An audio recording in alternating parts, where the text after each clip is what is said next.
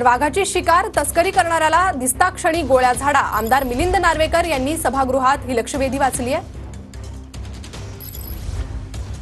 तर आसामच्या धर्तीवर राज्य कठोर कायदा करा. राज्यात हा कठोर कायदा केला पाहिजे असं मिलिंद नार्वेकरांचं म्हणणं.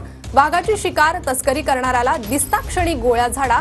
आमदार मिलिंद नार्वेकर यांची सभागृहात ही लक्षवेधी. हे तर फास अडकवणे बिडकवणे सगळं ठीक आहे. आता इथे झालेलं असं आहे की बहेलिया नावाची आणि बावरे नावाची मध्य प्रदेशची टोळी, शिंदे साहेब तुम्ही पण जरा ऐका, हे आपल्या दोघांना मिळून काहीतरी करावं लागेल याच्यामध्ये. बहेलिया आणि बावरिया या मध्य प्रदेशमधली हरियाणामधली ही जी टोळी आहे, ही टोळी 12 वॉल्टची कार बॅटरी फ्यूज घेऊन 400 वॉल्टचे केवीच्या तारा घेऊन वाघांना मारून टाकण्याचा प्रयत्न करत आहे.